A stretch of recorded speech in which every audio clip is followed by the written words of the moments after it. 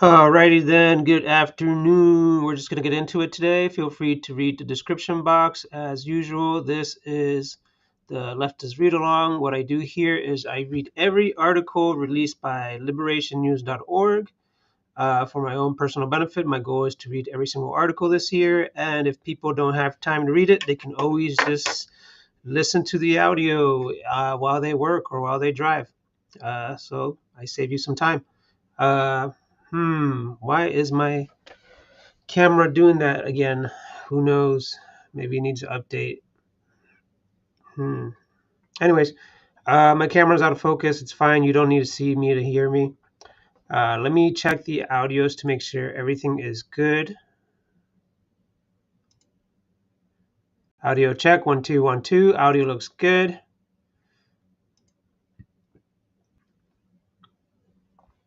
And let's see here. Anyways, this is not that big of a deal. There we are. Let me see where. Why does it do that? Am I not close enough? Am I too goofy looking? Who knows? Is it here? Okay. So maybe I'll just tap it a little bit to this side here. And maybe it'll stay in focus more often. Oh no. Now I went the wrong way. Is that better? I don't know.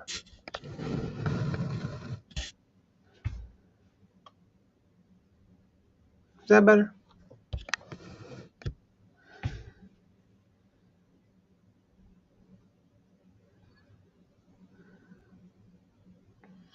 I guess I gotta mess with the camera settings. Anyways, let's get a little things that bother me that shouldn't. Alrighty.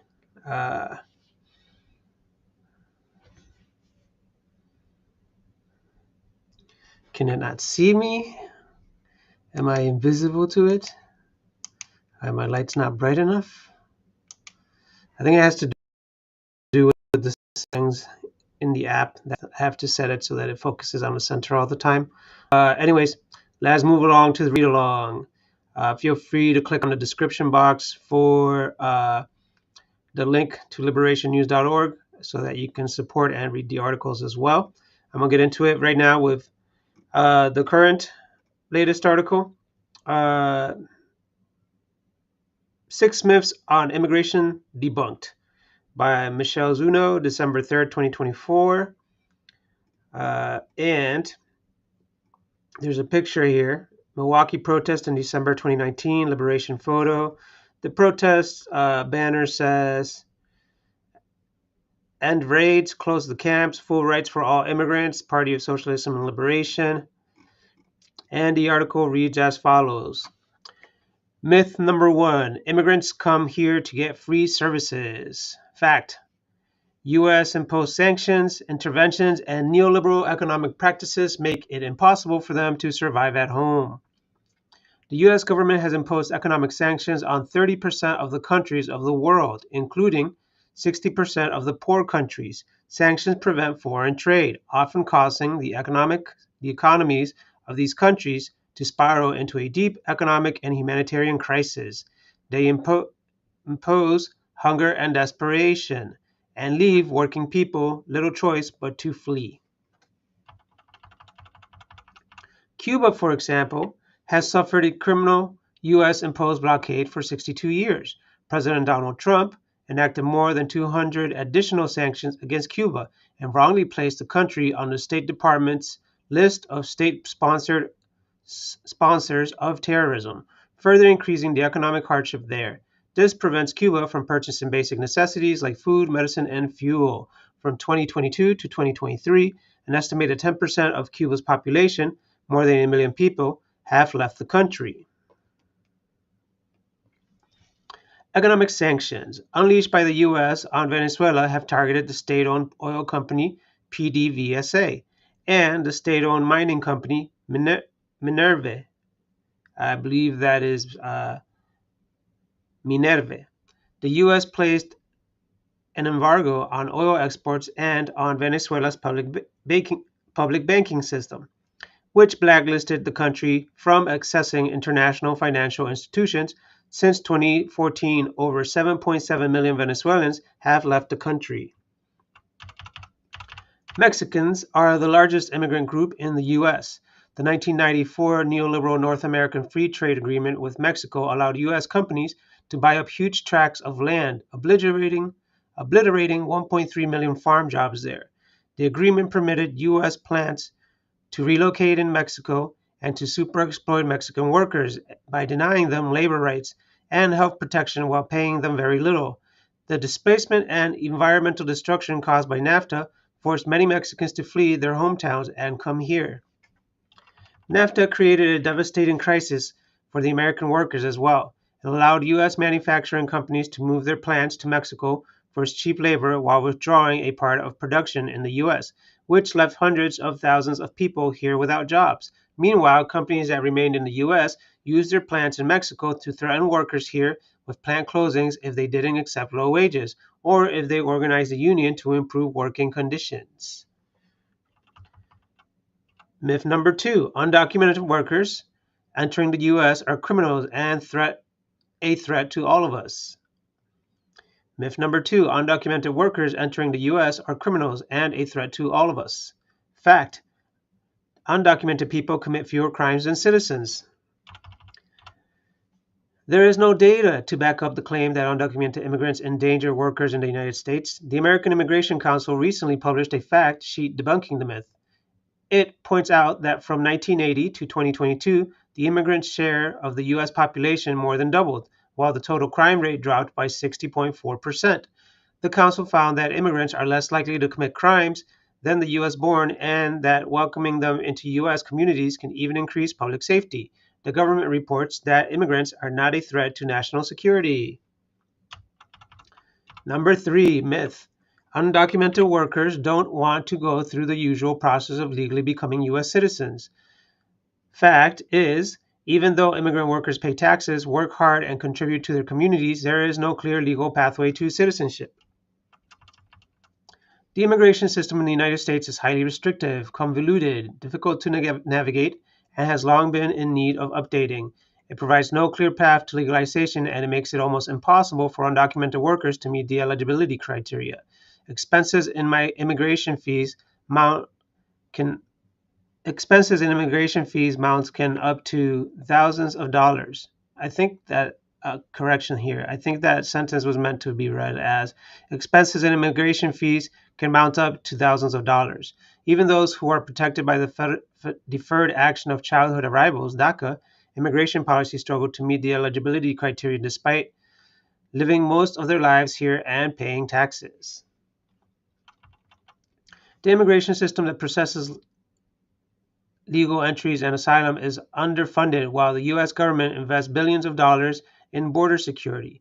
The Department of Homeland Security consistently exposes its own hypocrisy by selectively easing immigration restrictions and allocating funding to resettle refugees from countries where the United States has vested geopolitical interests, such as Ukraine.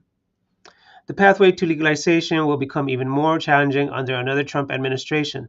Thomas Homan, the new administration's quote, border czar, end quote, has already pledged to, quote, run the biggest deportation operation this country has ever seen, end quote. Myth number 4, immigrants take away the social services that should be going to the native born. Fact is, undocumented workers paid $100 billion in U.S. taxes in the last decade, but are ineligible for the most basic government social services.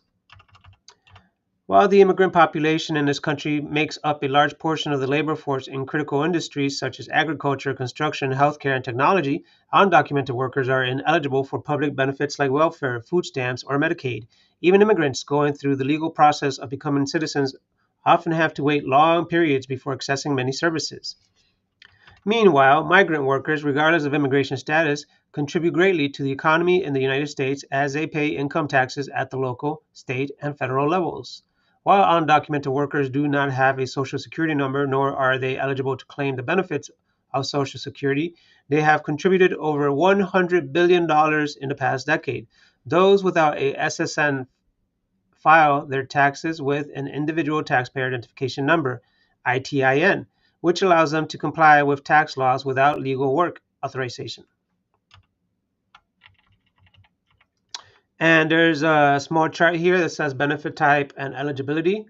And the chart shows tax credits refundable, uh, the eligibility and eligible for most tax credits. ITIN holders with U.S. children can receive the child tax credit. Benefit type, Pell Grant and students loans, ineligible. Unemployment insurance, ineligible.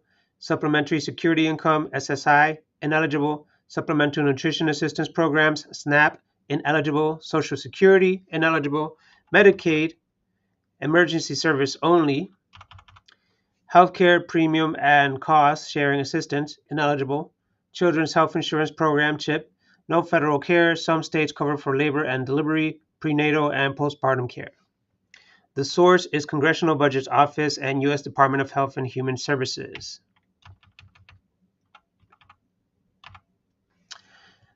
Myth number 5, immigrants are taking our jobs. Fact is, U.S. corporations are the ones that exploit workers regardless of their immigration status. They move factories abroad, replace workers with machines, steal $50 billion yearly from workers' wages, and invest a lot of money in union busting, making it hard for workers to fight back. Studies have found that there is no direct correlation between increased immigration and the loss of jobs by U.S. citizens.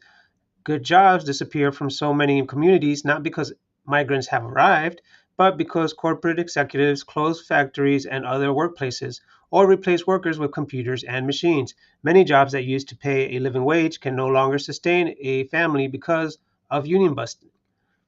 Corporations commit these workplace violations, including theft of workers' wages, with some $50 billion stolen from the wages of U.S. workers every year by their employers. At the same time, the government has pulled back on agencies that enforce labor standards and protect workers' rights to unions and collective bargaining, to safe working conditions, and to a minimum wage and overtime. Myth number 6, working people will live a better life once we mass deport immigrants. The fact is, all workers will have a better life by saying no to mass deportation and uniting against capitalists. I will repeat that. Facts is, all workers will have a better life by saying no to mass deportation and uniting against the capitalists. Mass deportation will not raise living standards for U.S. workers because immigrants did not cause the deterioration in living standards. Corporate and government practices did. Immigrants aren't responsible for the 50% increase in child poverty over the past few years. This was caused by the Biden administration, which, under corporate pressure, cut relief programs that were granted during the COVID-19 pandemic, including the child tax credit, cutting millions of families in crisis. Immigrants aren't responsible for inflation. Rising corporate profits account for more than 40% of the rise in the prices between the end of 2019 and mid-2022, compared with profits normally accounting for about 11 to 12% of prices. The real reason why working people born here or abroad experience so much hardship is that the wealth we create goes to a tiny handful of ultra-rich people and the corporations they own and the government that represents them. Politicians scapegoat undocumented workers to sow division in the working class and to distract U.S.-born workers from realizing it is the bosses who reap benefits from exploiting all workers. They want to distract us from the realization that U.S.-born working class have far more in common with the undocumented population than we ever will with this tiny clique of billionaires. In fact, falsely believing that immigrants are the cause of the problem of the U.S.-born actually harms those born here. For example, Trump's plan to spend billions of dollars to deport 13 million undocumented immigrants will hurt workers here because it will take billions of tax dollars to implement, money that could be used for social services. Another reason it hurts workers here is that a successful attack on a section of the workforce weakens the entire working class. If the new Trump administration can get away with unleashing a reign of terror against immigrants, why would it stop there? Any number of groups could be labeled, quote, the enemy within, end quote, and be subject to the same treatment. Union organizers, people opposing war and genocide, communities standing up against police violence, anyone who gets in the way of Trump and his billionaire partners could be next.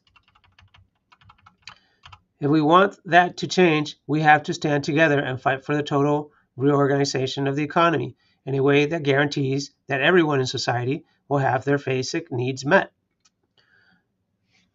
The resources exist to solve the problem humanity faces. Instead of a tiny clique of billionaires running and deciding everything for us, the diverse working class, which produces everything of value, should be the real driver of the country's economy. One way this could start is by seizing the 100 largest corporations in America from their billionaire owners and turning them into public property, owned by the multinational working class that created this vast wealth in this first place. In other words, seize the means. Yep, great article on myths and facts. This is all just a big plan uh, by the government that is controlled by the oligarchs, which is the corporations, to divide, confuse, and conquer the working class. Right? This deportation of immigrants is not going to solve the issues here, because the issues aren't the immigrants. The issue is the corporations that are hoarding wealth.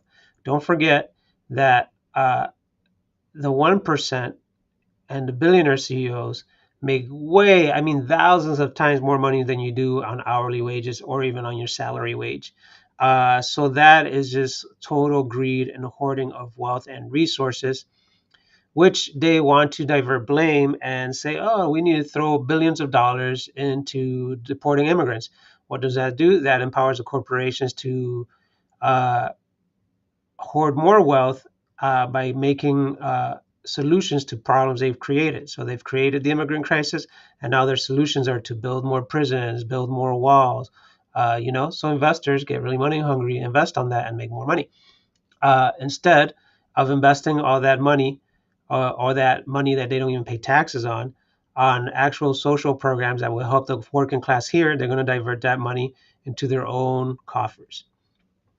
So, in simple terms, they created a problem, then they created a solution that isn't a solution. It's more of a way for them to just hoard more wealth instead of creating social programs or creating jobs that actually help the community, right?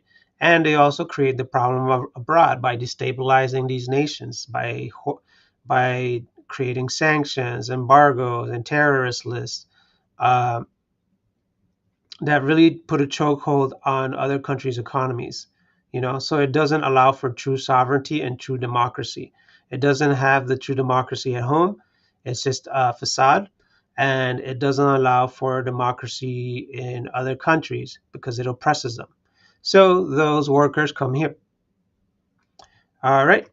There's not much else I can add to that great article. We're going to move along today. 6 myths. All right, let me check the audio again. This is something I do. Audio check, 1 2 1 2. Audio is good. And I'm going to move along here. Moving along.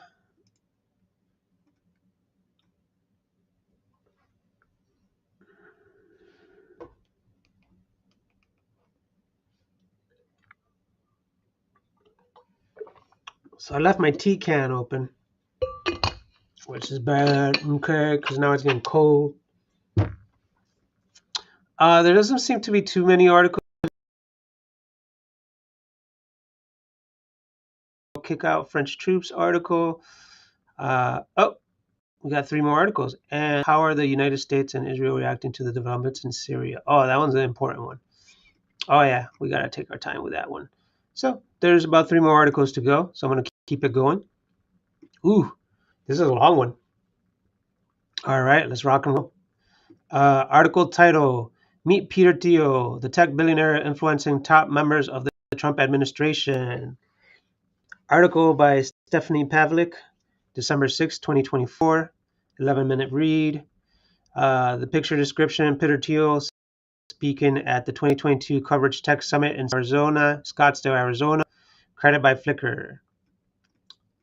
Article reads as follows: J.D. Vance, Elon Musk, Vivek Ramaswamy, David Sachs, the ultra-rich tech industry capitalists filling top positions in the incoming Donald Trump administration indicate that Silicon Valley will hold enormous influence in the U.S. government in the coming few years. But the tech industry veteran poised to wield the most influence of them all, does not actually hold any official government position, but is a close friend and associate of these four. That man is Peter Thiel, billionaire technocrat and seasoned venture capitalist behind many of Silicon Valley's biggest companies. Who is Peter Thiel? While not usually directly in the spotlight like some of his proteges like Meta's Mark Zuckerberg or OpenAI's Theo, Theo has been a huge driving force behind many of the major trends in the tech industry for decades. Theo originally amassed a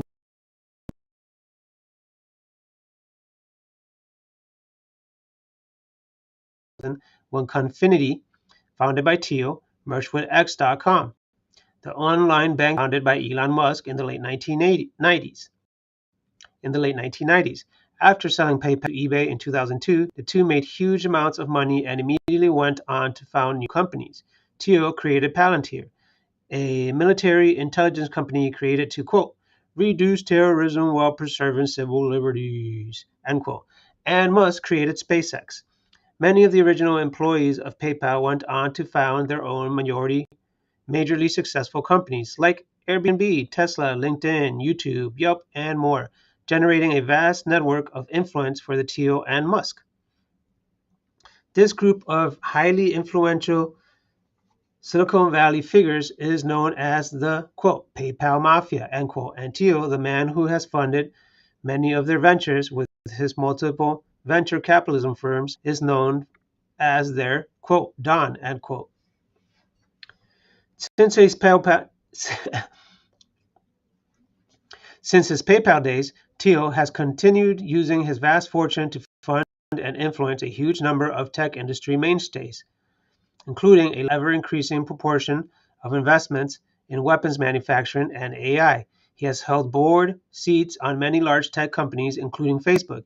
It's undeniable he is one of the most influential figures in the tech industry today. The far-right views of Thiel and his circle. As a rich venture capitalist with huge investments in the military-industrial complex, one could reasonably guess some of the more obvious policy and governmental shifts Thiel wants to influence through his connections in top of government positions. At the end of the day, he wants to increase his fortune even more and ensure the United States continues funding military and war so that his military startups make higher profits. But looking at Thiel's politics more closely, things start to look even more sinister. For decades, Thiel has been championing his libertarian worldview, using investments in technology as a means to grow political influence. PayPal, for example, was always more than a means to gain profits in the current system. It was a way to exchange money outside existing international monetary systems. As early as 2001, he clearly said of PayPal, quote, the ability to move money fluidly and the erosion of the nation state are closely related, end quote. Thiel's preference for a monetary system free of government intervention continues to motivate his major financial backing of cryptocurrency companies today. As years have progressed, Thiel has only dug in deeper in his far right worldview. As early as 1995, Thiel co-wrote, quote, "The Diversity Myth," end quote, with another future member of the PayPal Mafia, venture capitalist David Sacks, who Trump recently announced would serve as the, quote, AI and crypto czar, end quote, in the incoming administration. The book denounced multiculturalism and so-called, quote, political correctness, end quote, at Stanford. Thiel also openly supports gutting social welfare programs on which working people in the U.S. rely, like Social Security, and opposes almost any restriction on the rights of corporations to profit from the labor of working people. Today, Thiel continues to advance these political thoughts through his backing of the National Conservative Conference, an annual conference sponsored by right-wing think tanks like the Heritage Foundation and the Claremont Institute.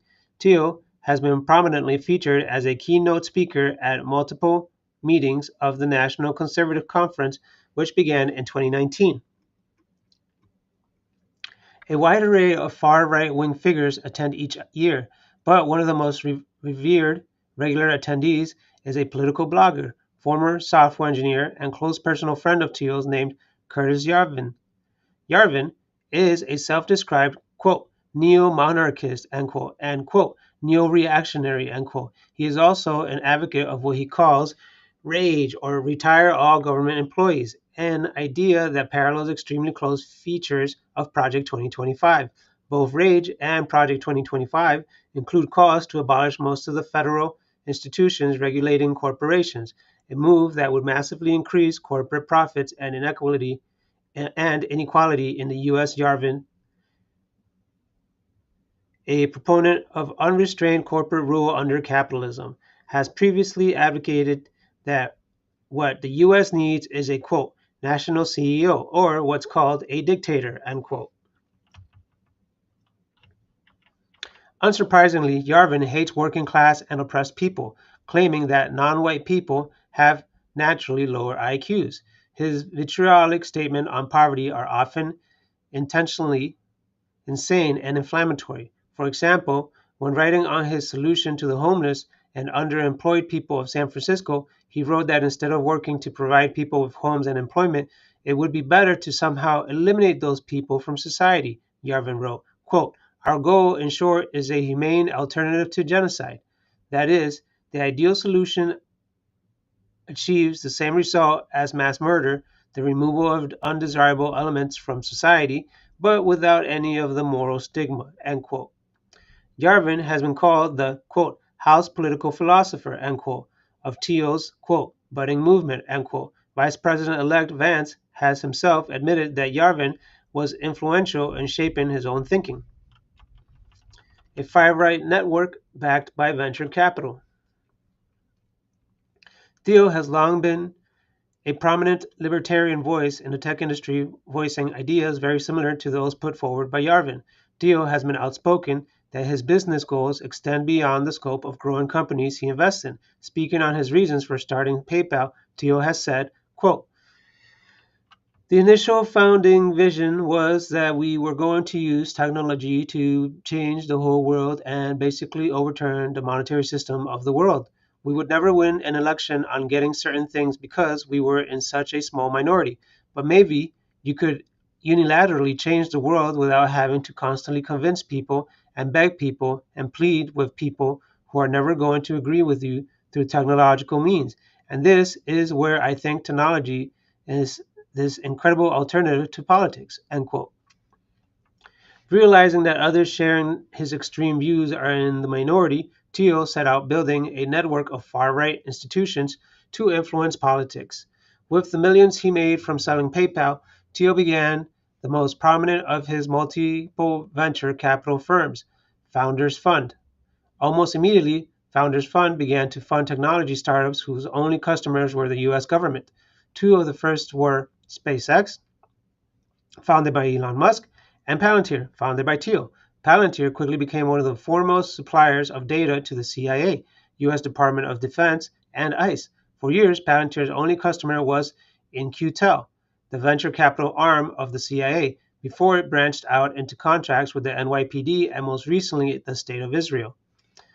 Founders Fund backs a wide swath of tech startups in Silicon Valley, mainly those focusing in AI and or military technology, and even extending into sectors like biotechnology. Throughout these investments, Thiel holds a wide net of connections to businesses in which he invests, for example, biotechnology businesses owned by figures like Vivek Ramaswamy. In 2008, Thiel and fellow venture capitalist Evan Bayer began the Tenniel Network. Their goal, Bayer stated, was to create a network of conservative CEOs, bankers, politicians, media commentators, and more who would coordinate to, in the words of current Chairman Leonard Leo, quote, crush liberal dominance, end quote. Bayer imagined, quote, a world in which Tennians serve in the House and the Senate as governors. One might be elected president, end quote. Leo has headed up Tenniel since 2021. Before that, he built a reputation as someone capable of effectively pushing through his far-right agenda in his role as co-chair of the Federalist Society, an ultra-conservative network of lawyers and judges committed to bringing about increasingly conservative law through the courts. Leo is most well known as the architect behind the Supreme Court's current conservative supermajority that has pushed through major horrific decisions like pulling back federal abortion rights. But Leo realized, why stop there? After his major success with the Federalist Society, he asked himself, quote, well, if this can work for law, why can't it work for lots of other areas of American culture and American life where things are really messed up right now? End quote. No public lists of Tenio members exist, and its website is extremely bare bones. Membership lists that do exist are far from exhaustive, but include Vance as an official member confirmed by internal Tenio documents. Additionally, many prominent conservative politicians and businessmen have documented ties to Tenio, especially as featured keynote speakers at Tenio events. Vance and Ramaswamy have both reportedly attended and given speeches at the annual Tenio retreat. Other notable Tenio retreat speakers have included a wide array of right-wing political voices, including New York Times columnist David Brooks, federal judge Trevor McFadden, and Blackwater founder Eric Prince. Thiel's first forays into mainstream politics. Thiel shocked many, particularly the most liberal wing of Silicon Valley, when he, a gay man, publicly endorsed Trump at the RNC in 2016. He immediately was treated as a sort of a pariah in Silicon Valley at a time when publicly most tech industry leaders disavowed Trump. In his RNC speech, Thiel voiced support for Trump for being a political outsider, painting himself similarly for daring to go against the liberal mainstream of the tech industry. He claimed, quote, now I don't agree with everything Trump has said and done, and I don't think the millions of people voting for him do either. We're voting for Trump because we judge the leadership of our country to have failed, end quote. How exactly two billionaire titans of industry can be considered outsiders in the ruling class remains unclear, even solely within the political realm. Thiel was no outsider in 2016. By 2012, he was attempting to get his hands selected candidates into office via large monetary donations to their political campaigns. For instance, Thiel contributed $2 million to Club for Growth PAC in 2012. This PAC was in turn the main financial backer in 2012 for Ted Cruz's first Senate run, contributing nearly $700,000 to Cruz's campaign. By 2016, Cruz had risen to a level of national prominence.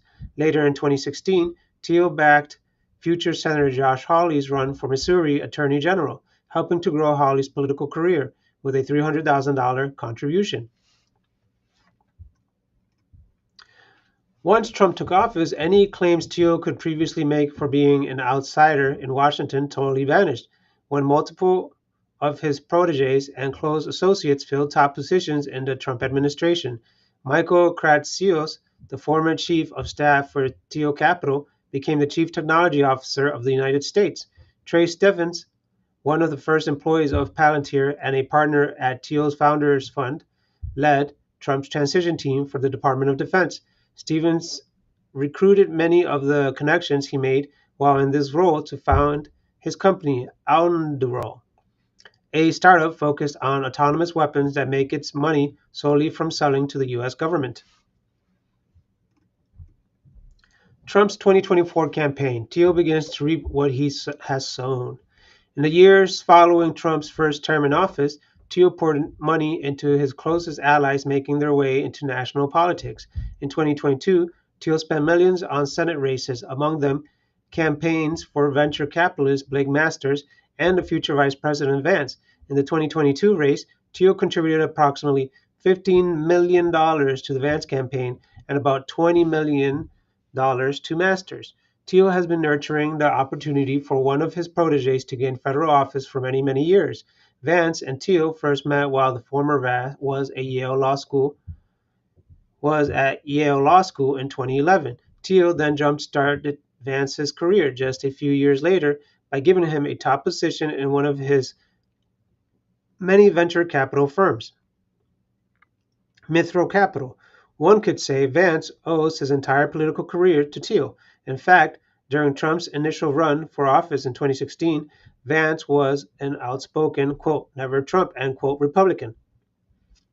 It was not until 2021 when Vance began to warm to Trump after a sit-down at Mar-a-Lago between Trump, Vance, and none other than Thiel himself, trying to signal that he will prioritize favorable conditions for tech billionaires in his second term.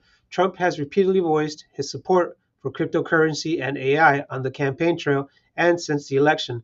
Following up on his campaign promises, Trump has recently named venture capitalist, close Thiel associate, and cryptocurrency industry pioneer David Sachs as his official, quote, crypto czar, end quote, and the leader of a newly created Presidential Council of Advisors on Science and Technology. Of Sachs' new role, Trump said, quote, David will focus on making America the clear global leader in crypto and AI. He will safeguard free speech online and steer us away from big tech bias and censorship. He will work on a legal framework so that the crypto industry has the clarity it has been asking for and can thrive in the US. End quote. Cryptocurrency has long been touted by opponents of government regulation as a utopian stateless currency, but so far has not proven to have much use other than as purely speculative asset capable of generating extremely profits for the new wealthy enough to afford the costly GPUs and other computer hardware required for cryptocurrency production. Artificial intelligence, similarly, threatens to put millions of working class people out of their jobs by automating tasks. Capitalists continue to invest in AI for a chance of making even more money by avoiding the expense of having to pay worker wages. Trump's, Trump's move clearly shows his administration will pave the way for even greater profits for tech billionaires like Sachs, Thiel, Musk, and others. The new Department of Government Efficiency might turn out to be Thiel's biggest impact on the U.S. political system yet. Led by Musk and Ramaswamy, two of Thiel's long-term business partners whose companies have collectively received billions of dollars in venture capital from Thiel, the department's goal is to fire thousands of federal employees and divert those funds to other areas. This department plans to gut and shut down essential areas of the federal government, including the Department of Education. What is certain to continue receiving huge funds is the U.S. military apparatus. In 2024 alone, Palantir's stock soared by 270%, up $23 billion dollars in the few weeks since Trump was elected, reflecting investors' anticipation of an increase in military spending in the near future.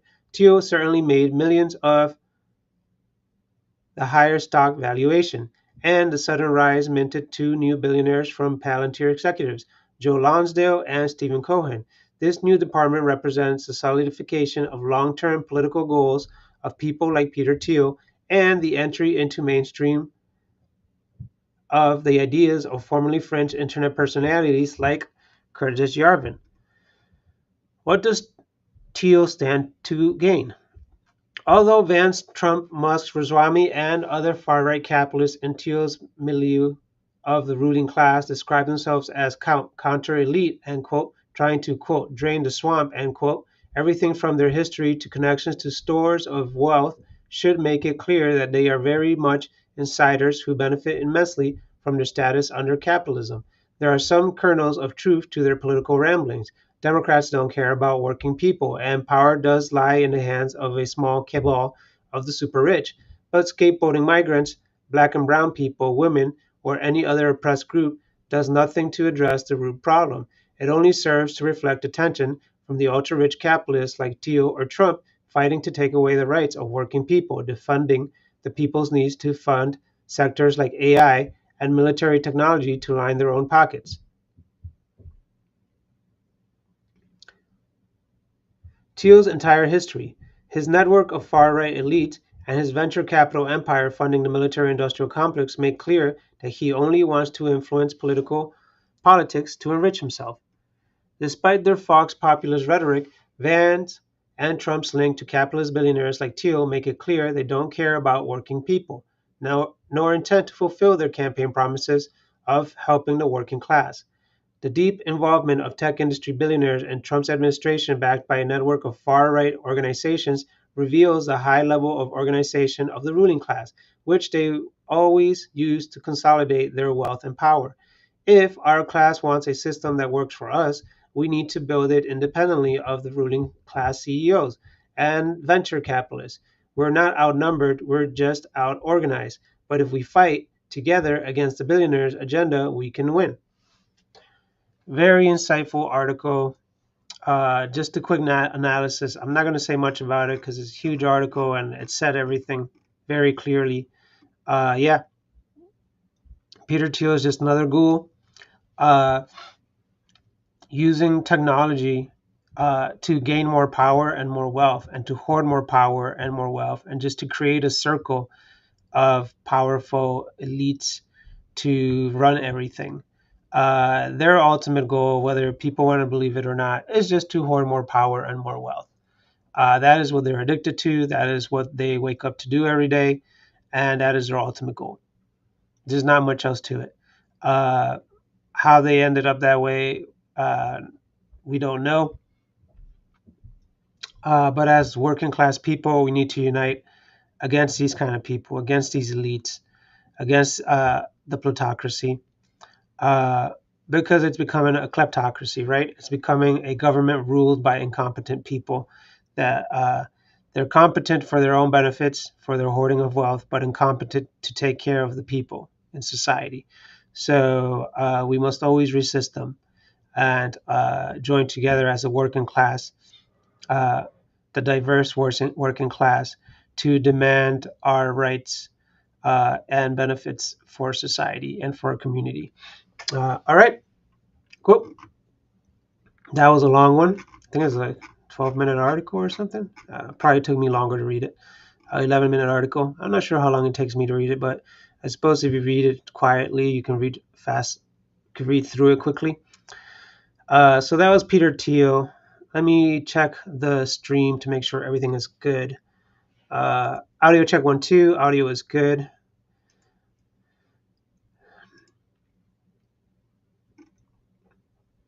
This is a short one. All right, let me take a sip here.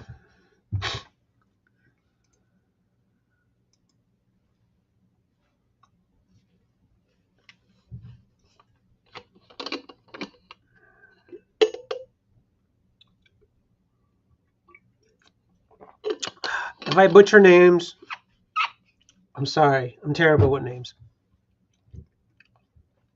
Need to brush up on my grammar, but sometimes that doesn't apply to foreign names. You just butcher them. But we must move along. All right, title of this article: Chad and Senegal kick out French troops following the lead of the Alliance of Sahel States.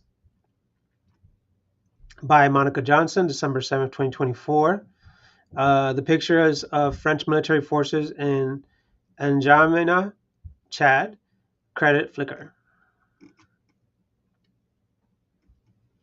Article reads as follows.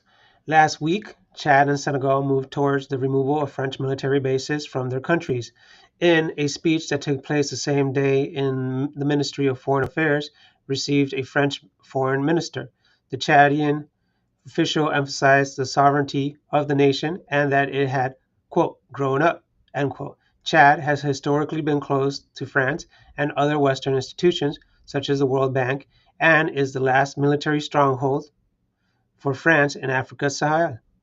As well, on the 80th anniversary of the 1944 massacre of West African soldiers in a Senegalese fishing village by French forces, President Bassirou Diomaye Faye proclaimed that France should close its military bases in the West African state. Quote, Senegal is an independent country. It is a foreign country, and sovereignty does not accept the presence of military bases in a sovereign country, end quote, Faye said. Neither country is seeking a full break from France at this time, distinguishing them from the stated goals of the members of the Alliance of Sahel States, AES. But the influence of the AES is clear. The AES was established in 2023 by Mali, Burkina Faso, and Niger as a regional and political defense pact independent of the pro-West ECOWAS alliance, charting a new path that reinforces cooperative structures outside the imposition of Western-backed African institutions. The widely popular moves of the part of Chad and Senegal come shortly after the historic conference in solidarity with the peoples of Sahel, held in Niamey, Niger. Hosted by the Pan-Africanism Today Secretariat and the West African Peoples Organization, the conference confirms the commitment the new governments of Mali, Burkina Faso, and Niger have to fighting neocolonialism head-on. Success of the AES abound. For example, Burkina Faso has been able to clear $4.79 billion in debt in 2024 without Western aid. The existence of the AES and the rapid changes it brings provides a model by which other governments are judged. These AES governments came to power in popularly supported coups: Mali in 2020 and 2021, Burkina Faso in 2022, and Niger in 2023, removing regimes that the populace rejected as puppets. These mass uprisings against France's influence has swept the region, and Chad has been no different. Mahamat Deby, Chad's president, whose father held dictatorial powers for 30 years, came to power in a military coup supported by the French in 2021. Since then, Chad had been a pressure cooker. Protests condemning the, quote, dynastic succession, end quote, swept the country. Deby's government routinely arrested and killed protesters, outlawing many activist groups. This year, they hosted a sham election with Deby's own prime minister as an opponent. The West congratulated him on the result. Now the has done Deby regime has done an about face. Having built no real support domestically, this tide change will help Deby maintain his position for now. Chadian people's organizations that Dubai has repressed are now hosting popular mobilizations in defense of the decision to terminate the Mutual Defense Agreement. However, it is important to emphasize that this support for Dubai is rooted in the decision itself and the desire for the Chadian people to see sovereignty without France's colonial influence. Senegal's president, who identifies as a, quote, left Pan-Africanist, end quote, and had been imprisoned up until 10 days prior to the March 2024 election, came into office pledging to build, quote, monetary sovereignty, end quote, and seek to abandon the CFA franc. Both Chad and Senegal are building stronger ties to Russia as they pull away from France. The Sahel is being reshaped in real time. The rapid changes in these countries' political landscapes show that no regime is stronger than the power of the people when they come together and demand change. That's right. You can either demand change now or you can demand change later when they have a gun pointed at you. So uh, this is just what happens in end stage capitalism in a microcosm, right? Um, when you oppress people enough, people rise up and they react and they lash out. And the government usually buckles under its own weight uh, or it implodes because of it being a kleptocracy, right? Uh, so, what is best is for people uh, that are activists or leftists to wake up and mobilize quickly and to mobilize and educate others so that we could perhaps uh, reduce the harm that capitalism is going to do to people when it gets to or when we are in end stage capitalism. Because the more united people are when they are oppressed, the less they will be oppressed. Uh, that's just what's going to happen. That's just what's going to happen when people start demanding their rights, demanding for the government to act properly and help society. The government's going to actually lash out and oppress them because they're going to want to maintain the rule of law, the laws that are created to protect the elites and the ruling class and to oppress the working class. Okay, so we are going to move on to the next final article for today. I feel like I need to sneeze, but I can't sneeze. Hopefully I will sneeze. All right. Audio check 1 2 1 2. Audio is good. Video is also good. That's awesome.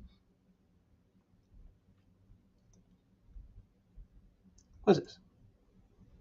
What's this?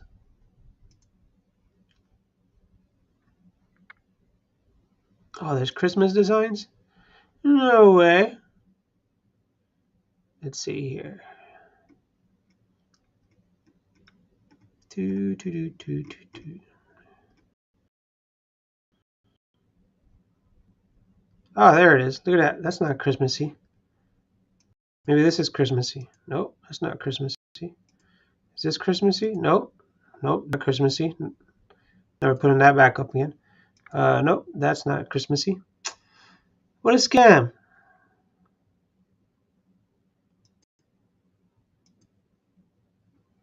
Oh, it just changed my font. I don't want that font. Let's go to regular fonts. Let's go to default font. There we go. So that's all it was. It's just a Christmas font. By the way, I don't stand by with Ukraine. Just making that clear.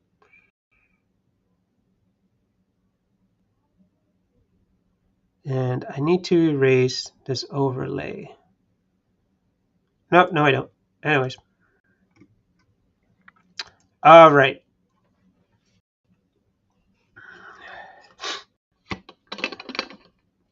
My final sip of tea for my final article. Let's give this one extra energy. Maximum effort. Bam. Even put the light on brighter. All right. This article titled, How Are the United States and Israel Reacting to the Development in Syria by Walter Smolarek, December 9th, 2024. The photo is of opposition fighters posed with a captured jet after seizing control of the city of Hama. But can they fly the jet? All right, article reads as follows. Excuse me. Article reads as follows. The overthrow of the Syrian government is lightning offensive by rebel groups. The overthrow of the Syrian government in a lightning offensive by rebel groups will certainly reorganize the politics of the Middle East in profound ways and with major global implications. For decades, the U.S. government has tried to control the region through brutal violence, and the Israeli regime is actively waging a war spanning multiple countries as an extension of their genocide in Gaza. Their reaction to the unfolding developments is a crucial indicator about the meaning of recent events. Both Biden and Netanyahu have claimed credit for the success of the rebel fighters, which are led by Hayat Tahrir al-Sham, HTS, originated as Qaeda's affiliate in Syria, but officially broke ties in 2016 in a move that was supported by the international leadership of al-Qaeda. As Damascus fell, Netanyahu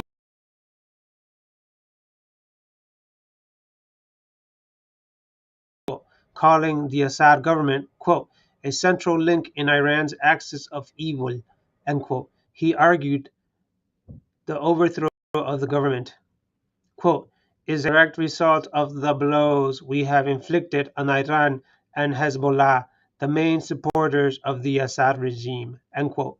Biden said in a White House address, quote, neither Russia nor Iran nor Hezbollah could defend this abhorrent regime in Syria, and this is a direct result of the blows that Ukraine, Israel have delivered upon their own self-defense with unflagging support of the United States, end quote.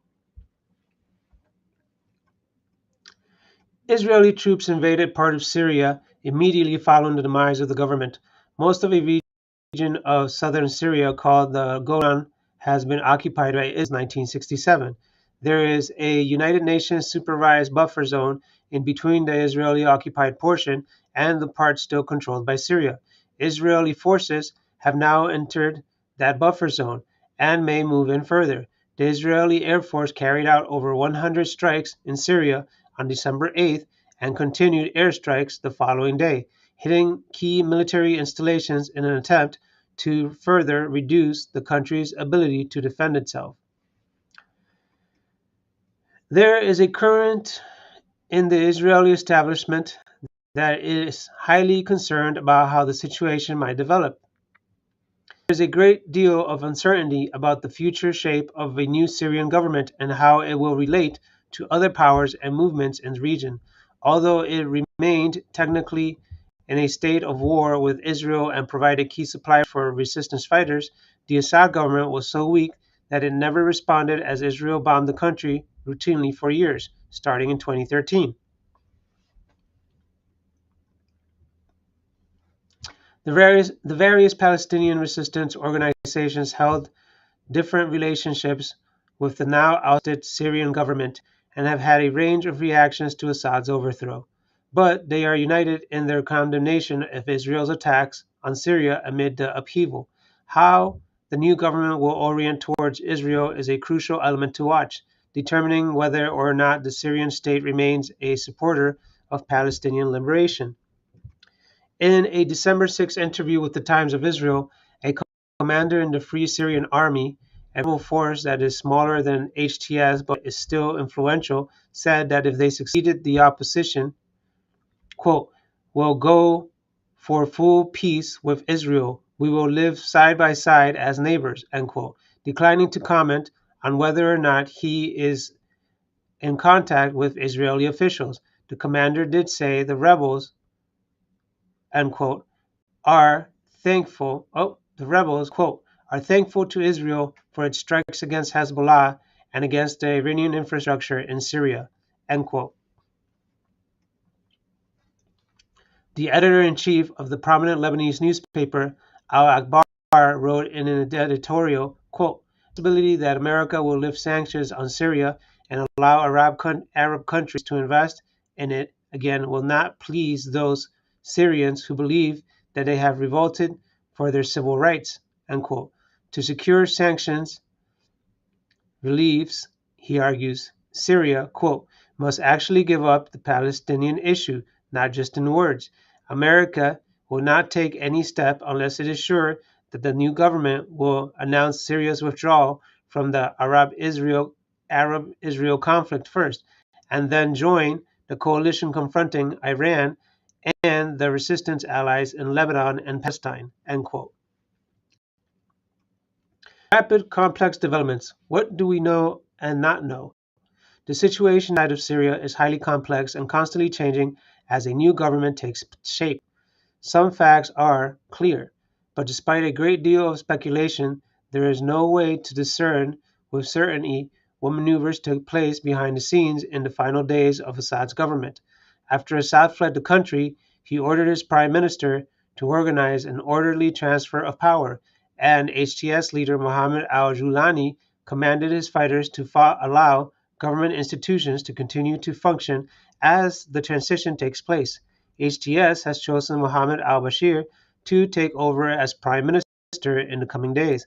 Al-Bashir was the leader of the HTS-dominated in Idlib province before the breakout offensive, which imposed a conservative religious form of government.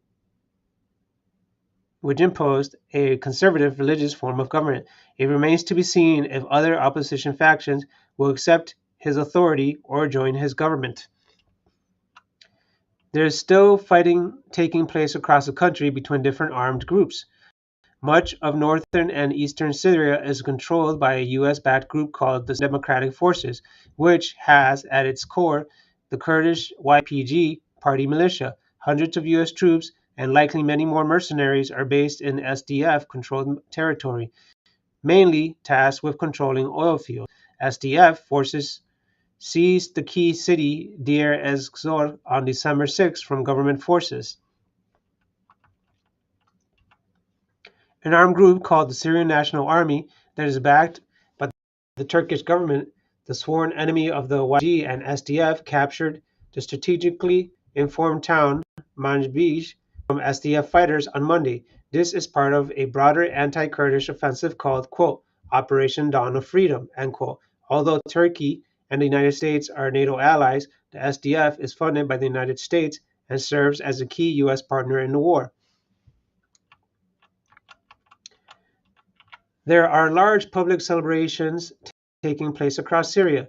This reflects the widespread discontent that exists about the range of issues, especially the dire economic situation. Since the civil war first broke out in 2011, the country has been subjected to a suffocating battery of US and European imposed sanctions that have made daily life unbearable for many Syrians. Agriculture production has been badly affected by the division of the country, and fuel scarcity set in as a consequence of US control of the country's oil fields. While in earlier periods the Ba'athist government followed left-wing economic policies, the country has become increasingly unequal as a small elite lived comfortably despite the deteriorating situation for the rest of the population. This is closely connected with the issue of corruption, and in a country deeply divided by class, region, and sect, and lacking participatory political institutions to manage these contradictions, the Syrian government long relied on state violence to maintain social control and keep a lid on them. The first phase of the war. Over 100,000 Syrians fought and died to prevent the overthrow of the government by the rebels, but the willingness to fight had clearly evaporated, and there was little appetite for intervention among Syria's allies if there was not a functional national army to support. Where once the threat of sectarian oppression and massacres motivated people to take up arms in defense of the state, the deep impoverishment and breakdown in basic services that characterized recent years had made people more accepting of any alternative that could end the misery. Given the extremely rapid pace of which the Assad government collapsed, there is naturally suspicion that there were hidden deals and arrangements that played a role. Russia maintains a significant military presence in the country, and the intervention of the Russian Air Force was decisive in preserving the government in an earlier phase of the war. It is unclear why Russian intelligence failed to provide advance warning of the HTS offensive, and Russia's military did not intervene in a significant way against the rebels as they marched towards Damascus. The day before Assad fled the country, the foreign ministers of Qatar, Saudi Arabia, Jordan, Egypt, Iraq, Iran, Turkey, and Russia held a summit and issued a joint declaration urging negotiations between the Syrian government and the opposition to find a, quote, political solution to the Syrian crisis, end quote. It is possible that the side agreements were made, or that there were behind-the-scenes understandings reached between different powers.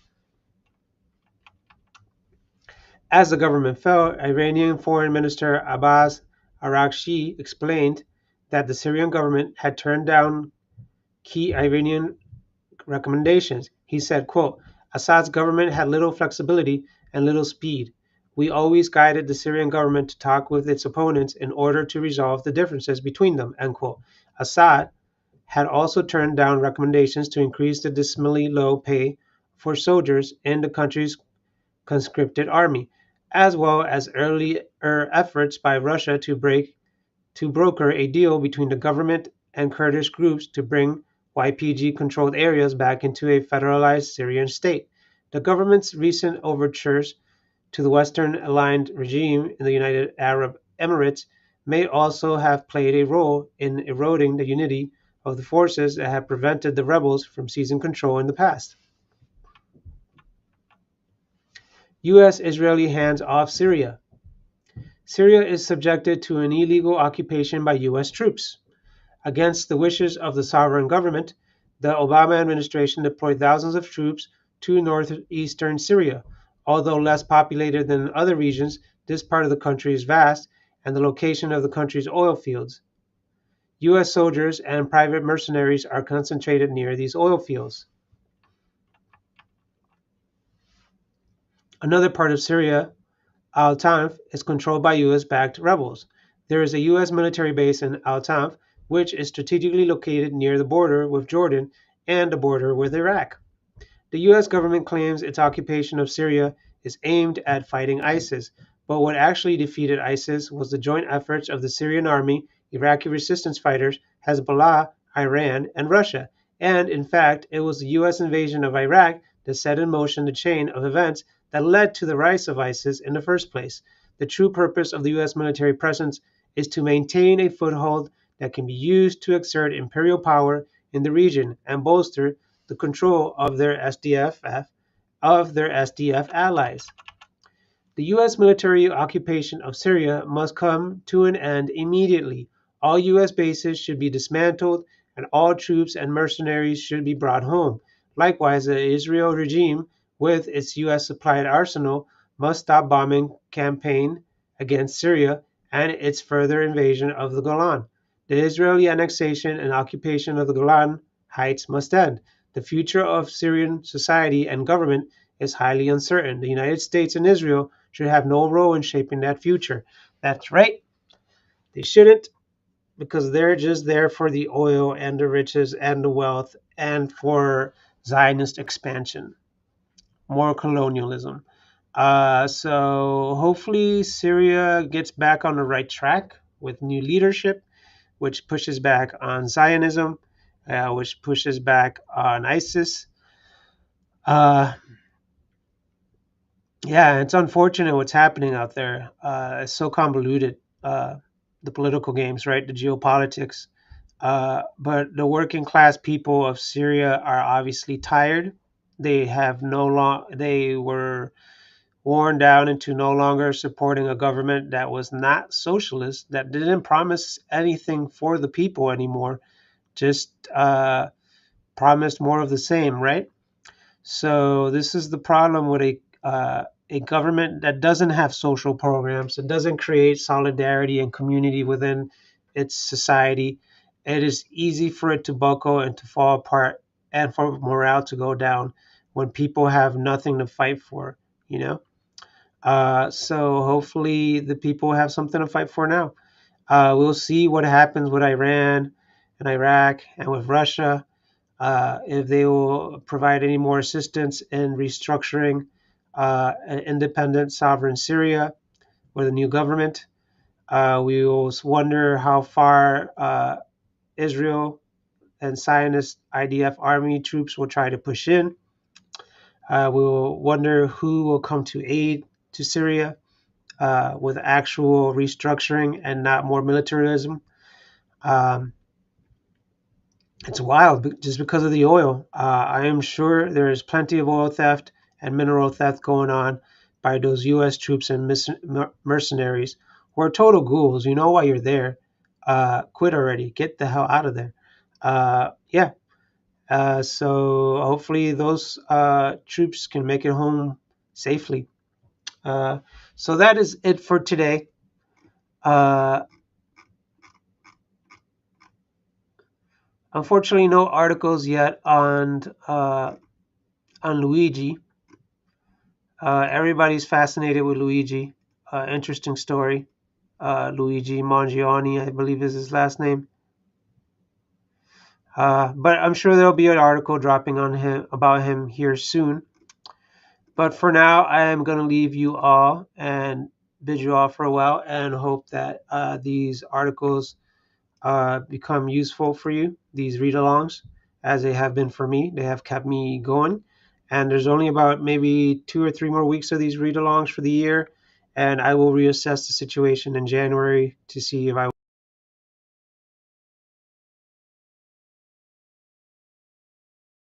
continue with the read-alongs. Hopefully I will. So the read-along might end.